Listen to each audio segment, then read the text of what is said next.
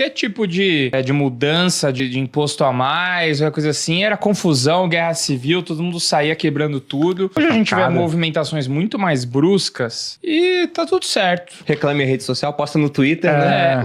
Por que você acha que acontece isso hoje? Você acha que as pessoas têm menos consciência do que realmente tá acontecendo do que naquela época? Eu não acho que é menos consciência, porque naquela época as pessoas deveriam ser bem menos conscientes do que acontecia. Aqui no livro tem uma hora que eu falo de uma bolha especulativa que aconteceu na França, onde um ministro das finanças, que era um escocês chamado John Law, esse cara era filho de um ourives, que também era banqueiro, porque naquela época ouro era dinheiro, então as duas profissões meio que se misturavam às vezes. A Holanda havia acabado de passar pelo seu século dourado. Ela era a potência econômica da época. Quando ele chegou na Holanda, viu uma combinação muito interessante de um banco muito forte, dando crédito, para dar os empréstimos, muitas vezes a garantia era ações de uma companhia monopolista, e o pessoal poderia negociar os papéis dessa empresa numa bolsa de valores. Ele gostou daquilo, a combinação de banco estatal, bolsa de valores, você tinha essa companhia explorando riquezas. Quando ele chegou na França, a França estava quebrada. A França, naquele episódio, estava sendo governada por um regente, que era o Duque de Orleans, porque o rei, o Luís XV, ele era uma criança. O Duque de Orleans nomeou o John Law como ministro, ele seria um super-ministro da economia. E o John Law falou, beleza, então a coroa está quebrada? Primeiro, vamos emitir papel moeda. Tem até uma frase muito interessante do John Law numa correspondência com um amigo, porque naquela época você tinha vários alquimistas procurando o segredo da pedra filosofal, que era a pedra capaz de transformar, uma substância capaz de transformar outros metais, chumbo, por exemplo, em ouro. Ele falou, eu descobri o segredo da pedra filosofal, é fazer ouro de papel. Simplesmente eu vou emitir papel moeda e falar, esse papel moeda você pode trocar por ouro quando você quiser. Ele emitiu papel moeda e primeiro usou esse dinheiro para pagar a dívida da coroa. Então pagou todos os nobres que tinham emprestado dinheiro para a coroa. Os nobres poderiam trocar aquilo por ouro, certo? Mas ele pensou, como é que eu faço para eles não quererem trocar? Ele foi e falou, não troca não, compra ações